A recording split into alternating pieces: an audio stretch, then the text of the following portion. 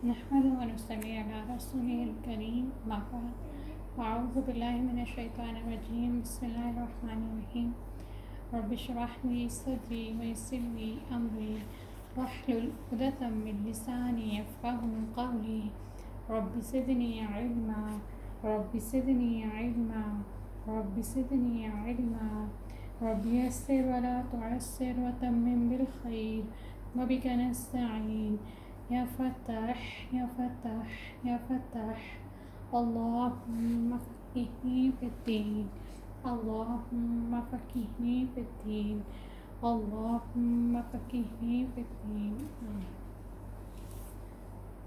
ابھی تک ہم نے اصحاب الفرائض کی ڈسکشن کی تھی.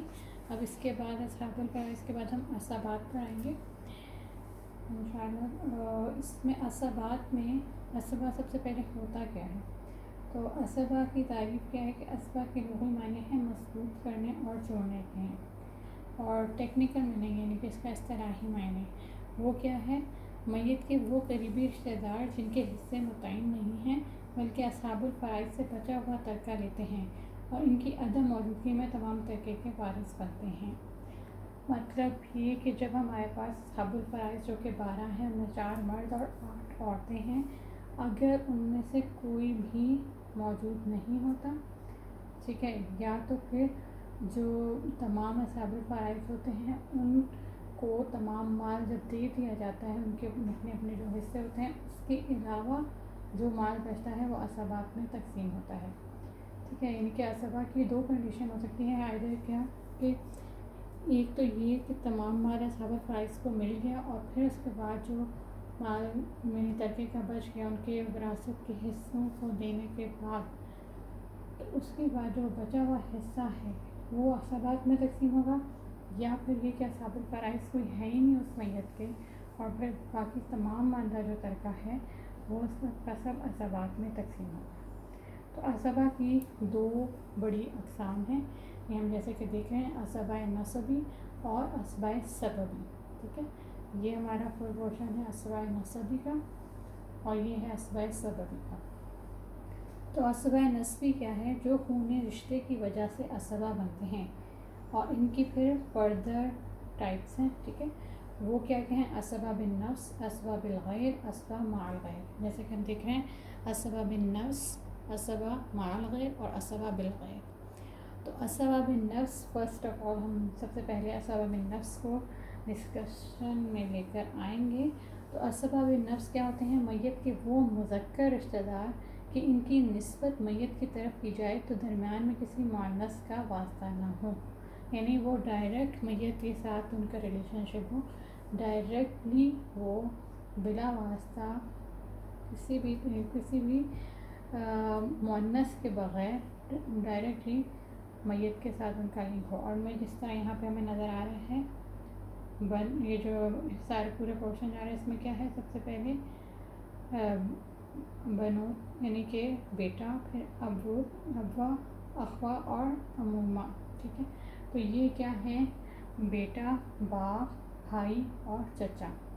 تو یہ سارے کہلاتے ہیں عصبہ بالنفس. ٹھیک ہے, پھر بیٹی کی جہت, یہ جو ہم یہ دیکھ رہے ہیں بیٹی کی جہت. ٹھیک ہے, تو اس میں میت کا بیٹا اور اس کی عدم موجودگی میں پھر ابن و ان نسب, یعنی کہ اس کے بعد جو ہے بیٹا اور پھر اس کے بعد اس کا بیٹا مطلب کہ پوتا, اور پھر اس کے بعد پر پوتا, مطلب کہ فردر جتنا بھی نیچے جاتے جائیں, پر پوتا, پھر پر پوتا, جو بھی نہیں ہوتا تو اس سے فردر نیچے والی کوئی بھی جو اگلی جنریشن ہے اس کو پھر وہ عصبہ بالنفس کہلائے گا.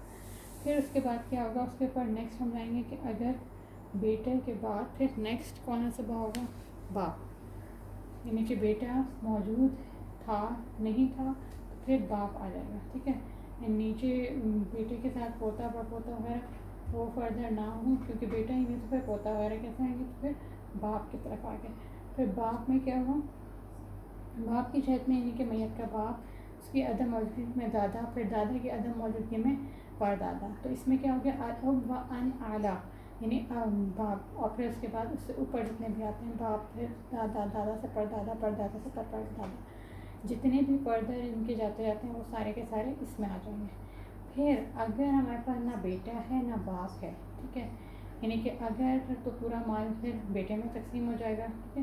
بیٹا بھی نہیں ہے تو پھر باپ میں تقسیم ہوگا، تو باپ بھی نہیں ہے تو پھر ہم جائیں گے کس کی طرف؟ میت کے بھائی کی طرف. تو بھائی کی جہت میں کیا ہوگا؟ بھائی اور اس کی عدم موجودگی میں اس کا بھتیجا، اور پھر اس طرح سے فردر بھتیجا کے پھر بیٹا، اور پھر اس طرح سے بھتیجا، اور اس طرح سے چلتا جائے گا فرد. اب اگر نہ بیٹا ہے، نہ باپ ہے، نہ بھائی ہے، تو پھر ہمارے پاس لاسٹ ون کون سا آ جائے گا؟ اماں. ٹھیک ہے، یہ کیا ہے؟ چچا اور الام غیر ام.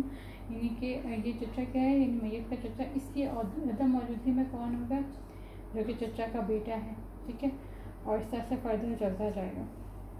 تو اب ہمارے پاس کیا ہو گیا؟ احکام کیا ہے اسباب النفس کے؟ ٹھیک ہے، کہ تمام کا تمام پہلے تو بیٹے کو ملے گا، بیٹا نہیں ہے تو باپ کو ملے گا، باپ نہیں ہے تو بھائی کو ملے گا، بھائی نہیں ہے تو چچا کو ملے گا. اور اس میں یہ ہے کہ اگر بیٹا ہے، ٹھیک ہے، اور پھر اس کے بعد بیٹا کسی بھی طریقے سے اس کو بیٹے کی ڈیتھ وغیرہ ہوئی، پھر پوتا، پھر پر پوتا، اور پھر اس کے بعد فردر آ جاتا ہے کہ باپ، اور اگر پھر باپ نہیں تو پھر دادا، دادا نہیں تو پر دادا. تو اس طرح سے ہمارے پاس ایک تو ہمارے پاس اپورڈ جا رہا ہے کہ بیٹا، دادا، بھائی اور چچا، اور پھر اس کے بعد ایک نیچے کی طرف ہر ایک میں کیا ہے ہمارے پاس کرنٹ میں، کہ پھر بیٹا نہیں تو پوتا، پوتا نہیں تو پر پوتا، پھر اسی طرح باپ نہیں تو دادا، دادا نہیں تو پر دادا، بھائی، بھائی نہیں تو بھتیجا، اور پھر سب پردہ جو اس کے نیچے جائے، اور پھر چچا، چچا نہیں تو چچا کا بیٹا. ٹھیک ہے، تو یہ اس طرح سے اسباب النفس میں تقسیم ہوگا. سیکنڈ ہمارے پاس آ جاتا ہے اسبا مع الغیر. ٹھیک ہے، اسبا مع الغیر میں کیا ہے کہ مع الغیر میں فہو کل انثی تصبر مع اسبا مع انثی اخری و تنفع. اس میں کیا ہے اسبا مع الغیر میں کہ ہر وہ مؤنث جو کسی دوسری مؤنث کی وجہ سے اسبا بنے. اس میں صرف حقیقی بہن اور پجری بہن آتی ہے جس وقت بیٹی یا پوتی کے ساتھ مل کر.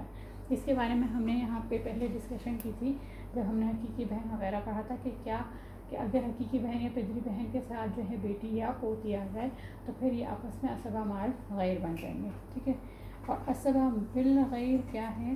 اسبا بالغیر یہ ہے کہ ہر وہ مؤنث جو صاحب فرض ہو اور اپنے بھائی کے ساتھ مل کر اسبا بالغیر بنے. مطلب کہ جیسے اس میں 4 کیٹیگریز آ جاتی ہیں خواتین کی. کون کون سی؟ بیٹی، پوتی یا پرپوتی، حقیقی بہن یا پدری بہن. یعنی کہ بیٹی کے ساتھ جو ہے کون ہو جائے گا؟ بیٹی کے ساتھ بھائی، اور سوری بیٹی کے ساتھ بیٹا، پوتی یا پرپوتی کے ساتھ پوتا یا پرپوتا، حقیقی بہن کے ساتھ حقیقی بھائی، پدری بہن کے ساتھ پدری بھائی.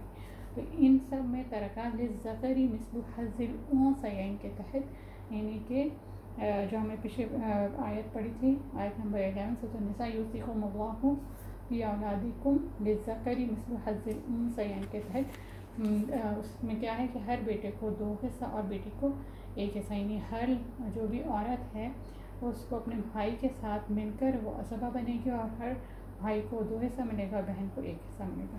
تو یہ اسبا بالغیر ہوگا.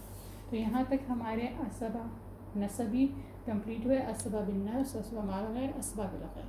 اب نیکسٹ ہمارے پاس آ جاتا ہے اسبا سببیہ. اسبا سببیہ کیا ہے کہ آزاد کردہ غلام فوت ہو جائے اور اس کا نسبی وارث نہ ہو. جو ہم نے ولا میں پڑھا تھا بالکل فرسٹ ویڈیو میں، کیا تھا کہ ولا بھی ایک سبب بنتا ہے کسی کے اسبا بننے کا. تو آزاد کردہ غلام فوت ہو جائے اور اس کا کوئی نسبی وارث نہ ہو. ٹھیک ہے، تو پھر کیا کریں گے؟ آزاد کرنے والا